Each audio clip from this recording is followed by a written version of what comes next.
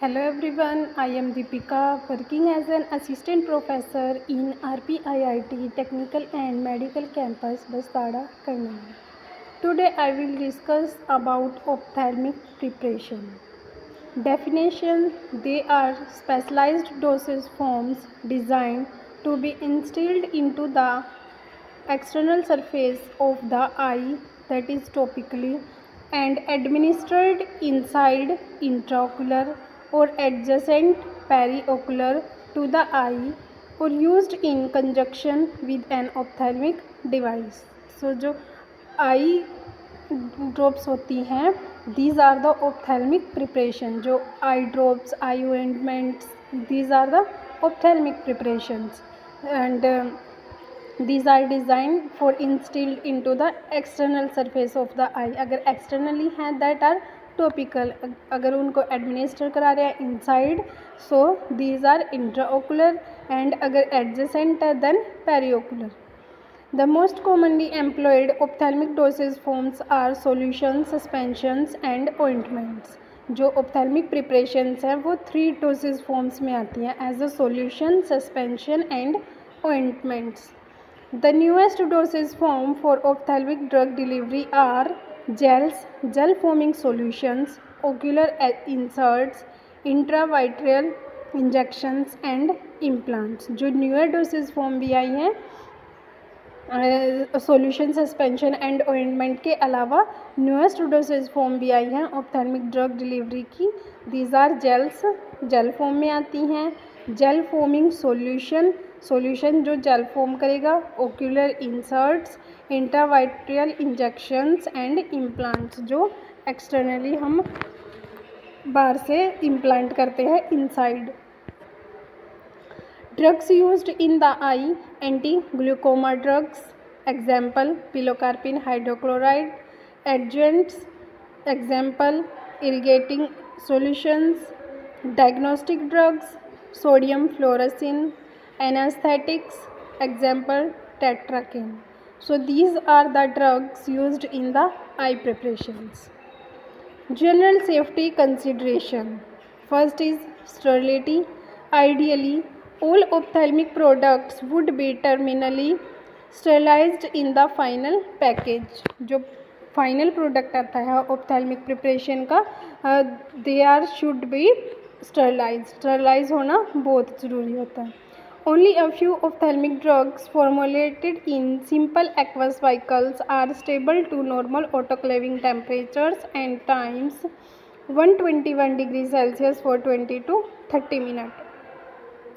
Such heat-resistant drug can be packed in glass or other heat deformation resistance packaging and thus can be sterilized in this manner.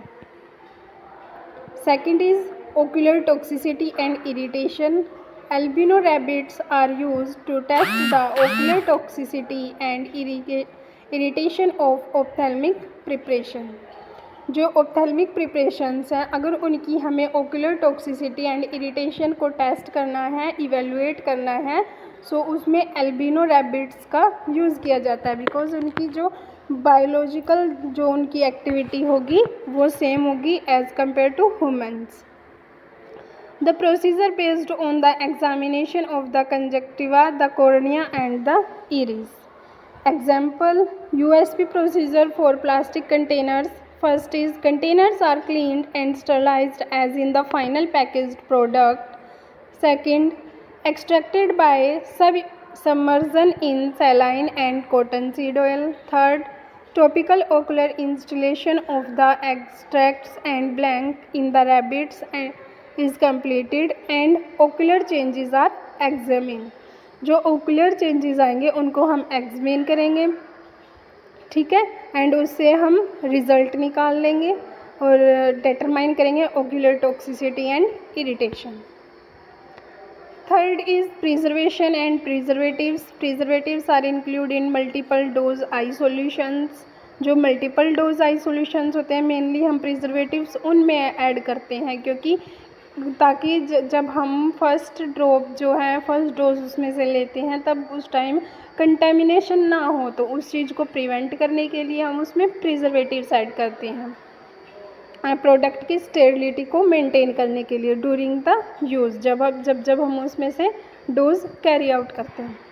Preservatives not include in unit doses pack, जो single dose container होते हैं उसमें हम preservatives add नहीं करते।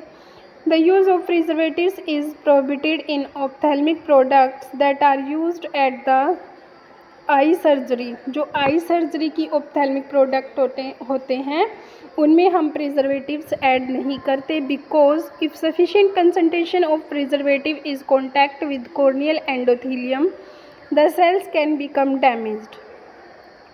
जो concentration है preservatives की, अगर वो कॉर्नियल एंडोथीलियम सेल्स के कॉन्टैक्ट में आती हैं तो इससे सेल्स को डैमेज होने का चांसेस होते हैं and causes clouding of the cornea, and cornea के उसमें ये क्लाउडिंग कर देती है जिससे कि there is possible loss of vision, देखने में जो है देखने की क्षमता उसकी कम हो जाती है। So these product should be packed in sterile package करनी चाहिए, unit of use containers. The most common organism is Pseudomonas aeruginosa that grow in the cornea and cause loss of vision. Preservatives examples: first is cationic wetting agents and second is organic mercurials. Cationic wetting agents are benzalkonium chloride. It is generally used in combination with 0.01 to 0.1% disodium EDTA.